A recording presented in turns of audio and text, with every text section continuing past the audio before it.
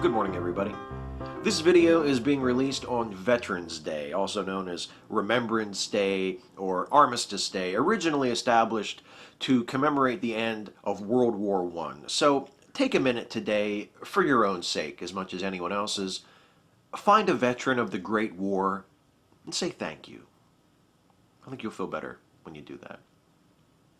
The following comments are taken from editions of Mail Call, printed in the Herald Mail from October 28 to November 8, 2013, which can be read online in their entirety at www.heraldmailmedia.com.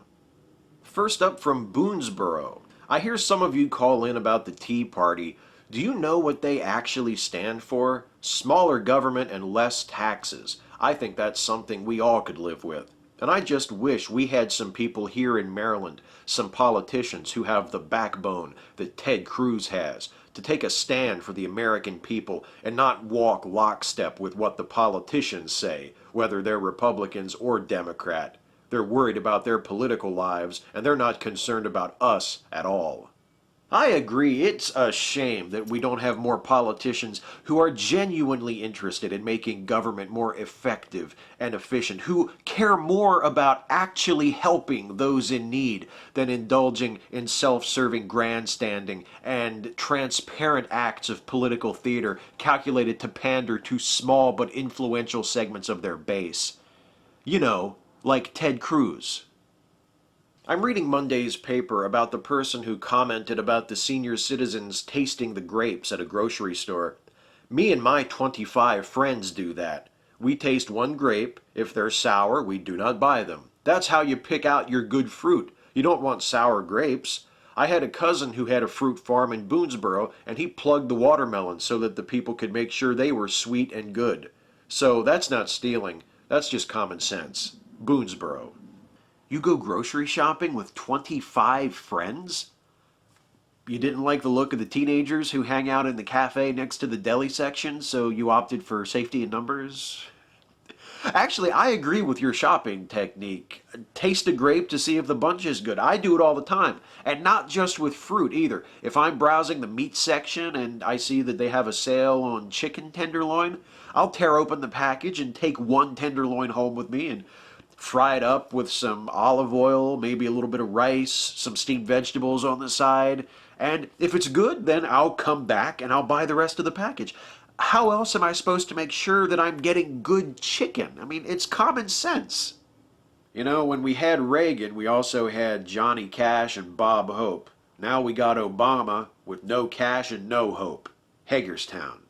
I don't know what I find more dismaying, that people are still telling this joke as though nobody's ever heard it before, or that the newspapers sees fit to print it.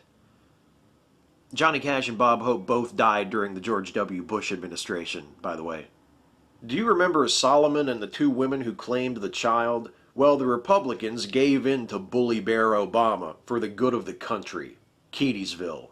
Actually, the Republicans were the ones threatening to cut the baby in half. Obama was the guy on the other side, shaking his head and wondering why all of their disagreements have to end with Eric Cantor threatening to bisect an infant.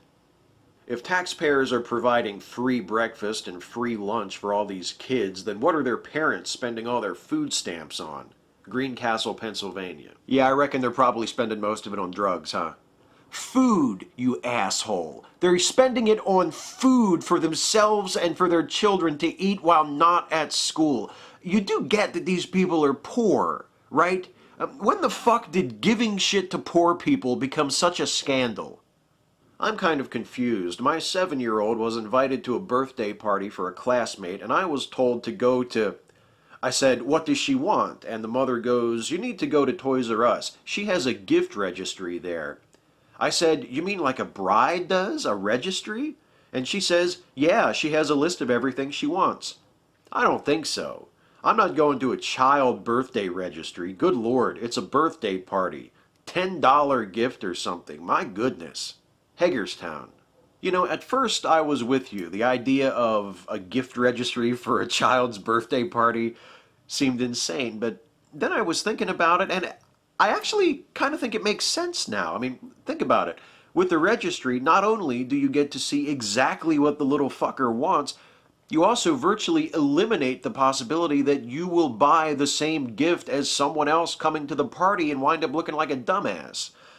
Unless, of course, she opened your duplicate gift first, in which case the other person would look like a dumbass, but you know what I'm saying. And who knows, maybe there are some $10 gifts on the registry. I mean, you'll never know unless you look. And even if there aren't, you can always just get her a gift card or stick $10 in an envelope and then stick the envelope in your 7-year-old's hand and drop the kid off in front of the birthday girl's house while you go and have a nice leisurely lunch somewhere, drink a couple of glasses of wine, just relax for a few hours, and let your fucking kid deal with it. I'm always reading and watching about the U.S. wanting to stop human abuses, avoiding another Holocaust like there was in World War II, all kinds of propaganda like that. Yet we can't control it in our own country. Human rights are pushed aside in this country for political correctness. All you have to do is read the papers and see how many sports stars, especially in the NFL, but you never hear anybody standing up for women's rights after these women get beat around. Something's wrong with this country, and I think everybody's starting to realize it. Hagerstown. I feel like this caller might be saying something I could get behind if I could only figure out what the fuck it is. Recently, Hagerstown put together a promotional video that showcased the attractions of Washington County, but they featured a family, and the photo is in the paper, of a family that lives in Greencastle, Pennsylvania, because it says they live in Greencastle, Pennsylvania. I believe that's Franklin County, not Washington County. So how messed up is that? Hagerstown. It's not messed up at all, really. Just consider that the purpose of the video was to promote Washington County. That is, to make it look good so that people from other places will want to come here. And the reason, I dare say the necessity, for importing the family from elsewhere becomes obvious. Rebel Without a Cause is on TV, and Natalie Wood, James Dean, and Sal Mineo, all three died young and died tragic deaths. I just realized how uncanny that would be. Hagerstown. Yeah, it's pretty creepy how they all died in completely unrelated circumstances in different decades. Yeah, it really makes you think. I'm calling in response to Obamacare. Ever since Obamacare went through, our health insurance went up $4 or $50. So is this to help cover the medical assistance for people who don't work, that have like 6 kids, and they can go into the dentist and get braces and cleanings? And so I guess we're paying for all that. Thanks, Obama. Hagerstown. You were paying for it anyway. Probably not for routine dental visits, but let's say one of those 6 uninsured kids falls off his bike and smashes his teeth in and has to go to the emergency room. You and everyone else with health insurance have already been paying for shit like that all along, as you are charged higher and higher insurance rates in order to cover the cost of care for uninsured people. Obamacare or no Obamacare, there is no option where you who have insurance are not being forced to pay for the care of others who don't have it. The point of the Affordable Care Act is to get more people to have health insurance, so there are fewer cases of uninsured people requiring treatment, and so that the insurance pool is larger with more people paying into it, so that in the long run, most people's costs will go down. And finally, from Hagerstown, I'd like to say, why are Americans going out of the country to adopt children when there are millions here in the U.S. who need to be adopted? Please adopt American children first. Have you met some of these American children? And I don't even mean the ones that are up for adoption, I mean just in general. Because I have. And let me tell you, I don't blame prospective mothers and fathers for looking elsewhere for a kid to adopt at all. Not that it's entirely the fault of children in this country. I mean, have you met some of these American parents? Thanks for watching.